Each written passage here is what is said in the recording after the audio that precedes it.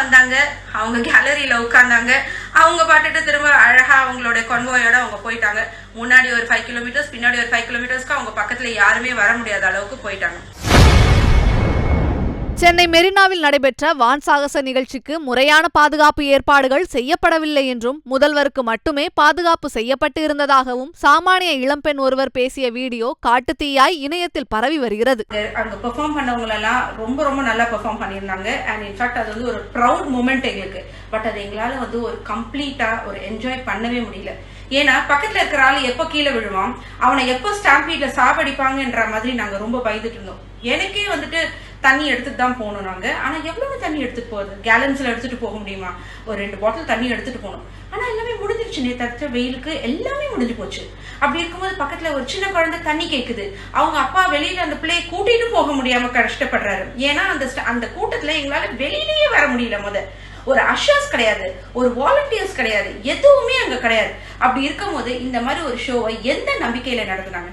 And ஃபர்தர்மோர் இது ஒன்றும் உங்களுக்கு நேத்தோ இன்னைக்கோ தெரிஞ்ச ஒரு ஷோ கிடையாது.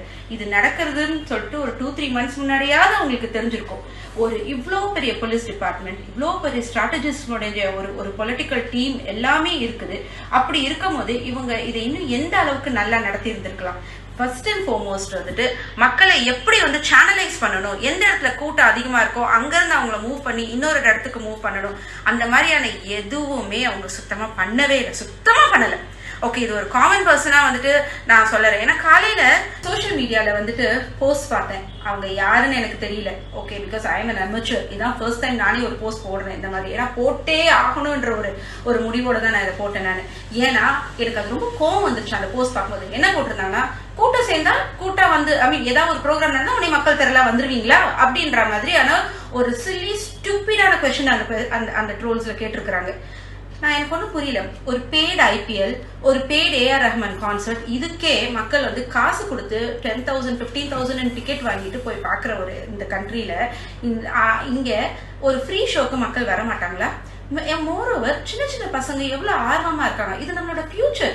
இது எத்தனை பேரோட மண்டையில வந்துட்டு அவங்க வந்து அந்த பிள்ளைங்க வந்துட்டு we want to do something like that, நம்மளும் நாளைக்கு இந்த மாதிரியான ஒரு ஃபைட்டர் பிளேன் ஓட்டணும்ன்ற மாதிரியான கான்செப்டோட எல்லாம் பிள்ளைங்க வந்திருக்கும். ஆனா அதெல்லாம் வந்து என்ஜாய் பண்ண முடியாத அளவுக்கு இந்த மாதிரியான ஒரு கேவலமான ஆர்கனைசிங் கமிட்டி. எனக்கு ரொம்ப சர்ப்ரைஸா இருக்கு. ஒரு F4 ரேஸ், F4ன்றது இங்க ஒரு ப்ரெடாமினன்டான ஒரு விஷயமே கிடையாது சென்னையில. ஓகே, ஆனா அதுக்கு கொடுத்த எஃபர்ட்டும், அதுக்கு கொடுத்த இவங்க போட்ட ப்ரோட்டோகால்ஸும், அதுக்கு கொடுத்த அந்த செக்யூரிட்டியும் ஆர்கனைசிங்கும், இதுக்கு கொஞ்சம் அதுல ஒரு 30% கொடுத்திருந்தா கூட பண்ணியிருந்திருக்கலாம்.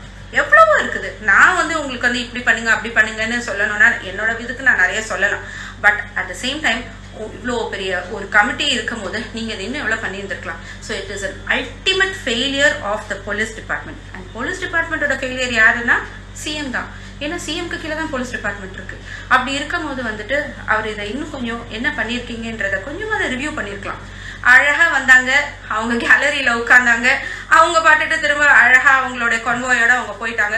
முன்னாடி ஒரு 5 கிலோமீட்டர்ஸ், பின்னாடி ஒரு 5 கிலோமீட்டர்ஸ்க்கு அவங்க பக்கத்துல யாருமே வர முடியாத அளவுக்கு போயிட்டாங்க. Okay, I understand. You are people elective representatives, உங்களுக்கு செக்யூரிட்டி தேவைதான். ஆனா நாளைக்கு உங்களை எலெக்ட் பண்றதுக்கு பீப்புள் இருக்கணும்ல. இந்த மாதிரி பண்ணீங்கன்னா எப்படி எலெக்ட் பண்ணுவாங்க? யாரையும் வரவும் விட மாட்டீங்க, நீங்களா இருந்து எதுவும் செய்யவும் மாட்டீங்க. ஸோ என்னதான் செய்யலான்னு இருக்கிறீங்க? What is the future? செய்திகளை உள்ளது உள்ளபடி தெரிந்து கொள்ள ரெஃப்ளெக்ட் நியூஸை சப்ஸ்கிரைப் பண்ணுங்க.